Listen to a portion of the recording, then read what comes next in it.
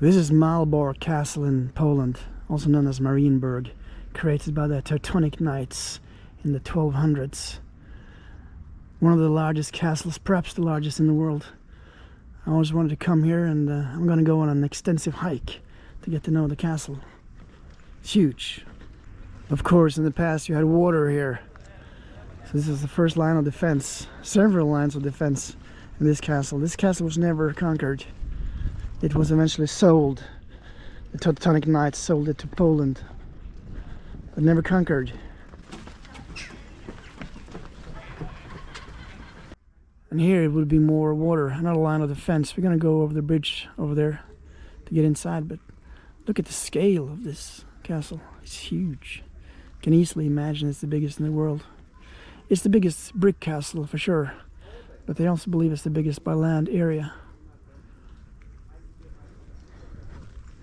So let's go over to the bridge.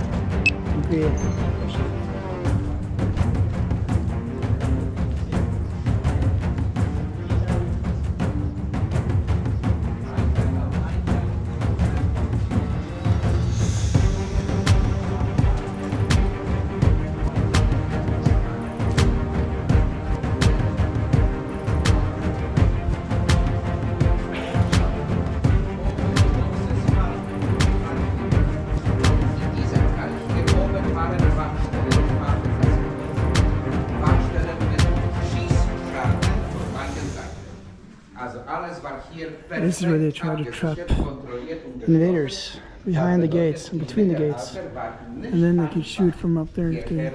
We're able to trap them here. I'm not sure if that ever happened, because the castle was never conquered. I'm not sure how far in they were able to get. Invaders who tried, they were, look at this. Came here early today, 9 a.m. That's when it opens, in an effort to try to avoid the crowds. And it's Tuesday as well, it's not the weekend, so maybe not too many people here today, but it's a very popular destination, obviously, being the largest castle in the world. And here we have the greatest room in the castle, the biggest. And over here we have a fireplace. This is where the Grand Master used to sit and relax. It's a warm spot in the room. And when he sat here, he had a good look over to the door over there where new guests arrived. Because this was a room where a lot of events took place, and by sitting there he knew what's going on. Look at the painting over here. The proud Teutonic Knights in the battle.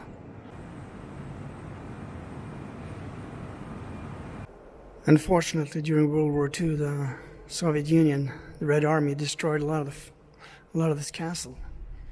But at least we're walking on original stones here. This is where the Grand Master was walking. But there's a lot of reconstruction has been going on. And over here, another big room, where the Grand Master invited his guests, especially during the summer.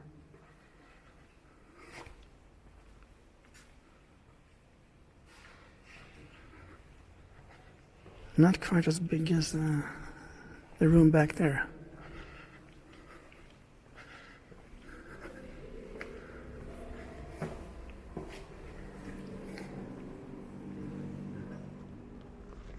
And going outside, we have some cool statues here of the Grand Masters of the Teutonic Order.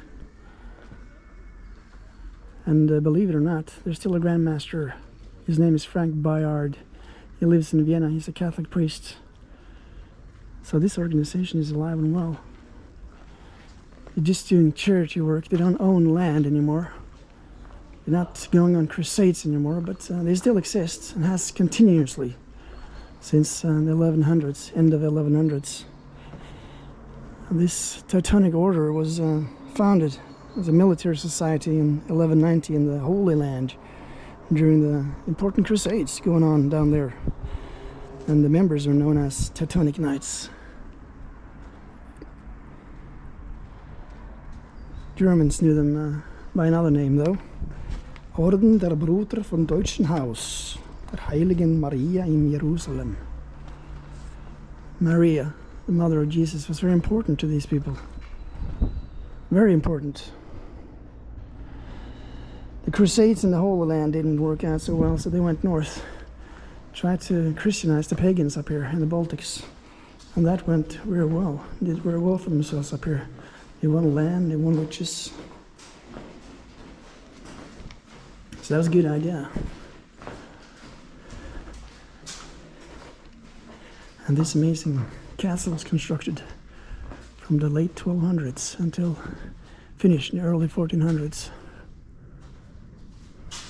Classic medieval castle. Huge. Known as Marienburg. Again after Mary, the mother of Jesus, which was very important to the Teutonic Knights. And people came here, they felt safe. Mary would protect people. So people came to Malbork, the town surrounding the castle, because they believed that Mary, the mother of Jesus, she had an interest in this place. She took care of people. So if people came here, they would do all right. And the castle was never defeated, never invaded. Eventually was sold to the King of Poland for a large sum of money. And then the Teutonic Knights, they went to Königsberg and made that their headquarters. Didn't want to stay here anymore for some reason, I guess. Kind of lost control of the area and just sold the castle to the amazing king, Jagiellon, Casimir IV, I believe. A legend here in Poland. Considered the guy who was able to beat Teutonic Knights. You might think there were a lot of Teutonic Knights, but there were never more than 1,000. But they were the Navy SEALs of their time. They were amazing soldiers. They had horses. They were knights on horses, heavy weaponry. And they had a lot of assistants as well, mercenaries, but they themselves were very few in numbers. But one Teutonic Knight could probably wipe out 15, 20, 30 enemies. When they were riding on their horses, creating havoc during battles. Very dedicated and strong in their belief. No fear of death whatsoever. They were basically religious fanatics.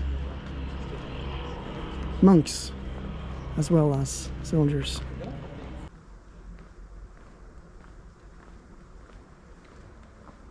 It's a good idea to be here early. Not too many people, no crowds.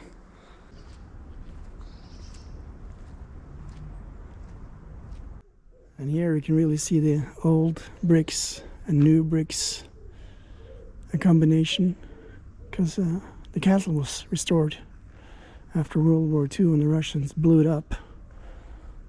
Germans happened to be here, not the best place to stay.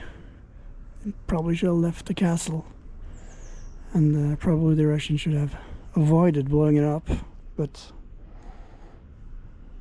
at the end of World War II, nobody cared about anything anymore, so not human life, not old castles like this.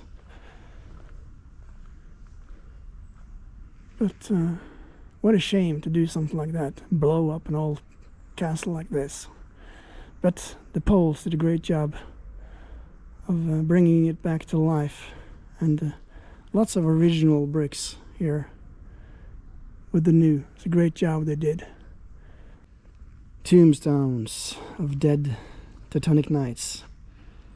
Many of them tried their best in the Holy Land, did not succeed, came up here and carved out a future for themselves up here in the north, after not succeeding that much in the Holy Land. It's a tough place to fight down there. The Saladin and others, they created a difficult situation for the knights. But when they came here, they did well for themselves, created an amazing castle like this, became rulers of large land areas in Europe, even though they were just not more than 1,000 knights. Here we have the chapel where the Grand Masters are buried, 13 of them. Let's go inside and show our respect to these people who fought in the Holy Land. Many of them did. Hopefully people here will be quiet to show respect.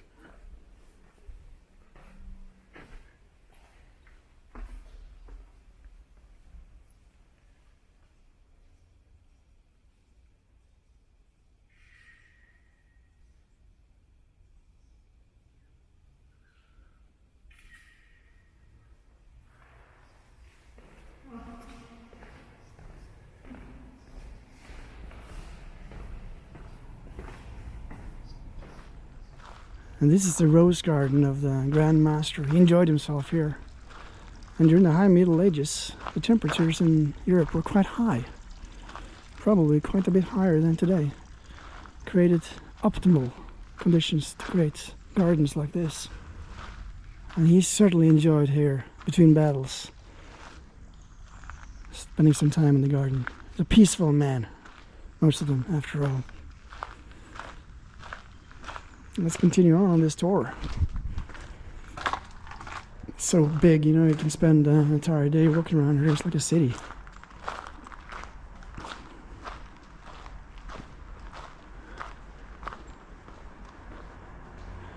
Old bricks, new bricks. Poles did a great job reconstructing this palace and castle. We have some castles in Norway too that needs to be reconstructed. Just ruins left. And just build them like they used to look like. Spend some money on that. Politicians like to spend money on all sorts of stupid things. Maybe spend some money on our own history. And I'm back inside in the high castle. This is the amazing courtyard. Doesn't get much better than this as far as a medieval castle is concerned. And you can imagine the Grand Masters walking here, talking and thinking about the issues of the day, the problems in the Holy Land. It's all messed up down there. Really can't seem to get enough forces to fix the problems. Every time there's a crusade, it doesn't really work out very well. But up here in the north, they created a niche for themselves. Success. The pagans were tough warriors, but easier to fight than the people in the Holy Land. There weren't as many, not as numerous, and they were able to Christianize them. They didn't have, I guess, as strong as belief as the Muslims down there. Look at this. This is very original. Some of the parts that have survived, the most impressive parts, which has actually survived from the time of the construction of the fortress. Look at this.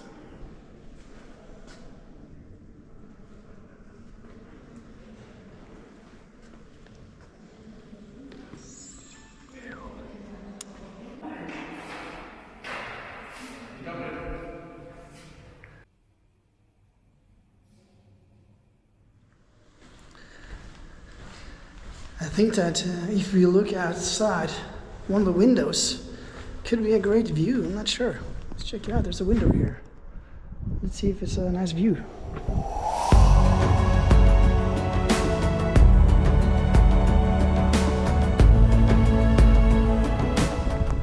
Not so good. Kind of disappointing. Maybe you should try somewhere else, but at least we have some exhibition going on here. The view was disappointing, but this is a toilet. Not sure. Yeah, this is definitely a toilet. This is a shitter. This is it. This guy has the keys to the castle. You have the keys. It's good. Yeah. This is a knight here. One of the last remaining knights of the Teutonic Order. It's great to be able to see and meet someone like that. And he acknowledged I was there when I asked him about the keys. He said yes. And he saw me and he acknowledged me. That was a great moment. And these weapons here were in the invention of the later part of the medieval period, very effective and used by infantrymen against cavalry, changing the tide, making infantry more important even than cavalry. Cavalry losing its importance when faced with people with weapons like this. And this, of course, is Armory of the castle.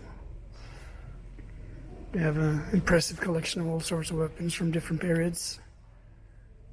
Lots of swords. I like these. Easy to handle. Crossbow. Very different than a regular bow and arrow, which took a lot of power to operate and years of training. This could be handled by anyone. Lots of swords. Nice axes over here.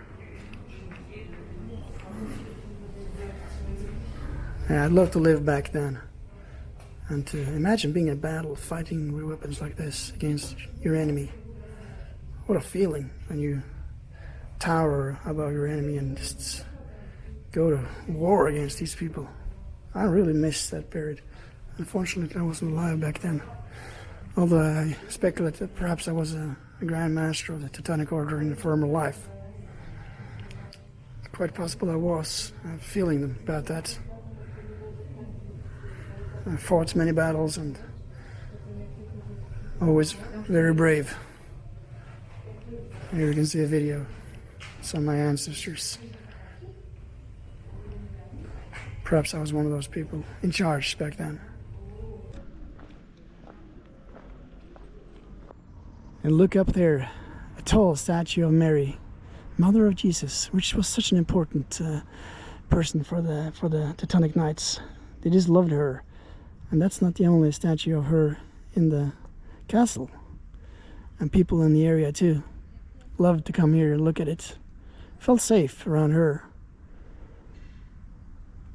So that was a good idea of the Teutonic Knights to focus on her. People just loved it back then. Came here and worshipped. You can see a little Jesus child up there as well.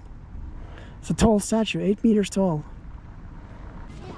And this old photo from 1945 shows the state of the castle in aftermath of World War II. After Russians were here and the Germans were here.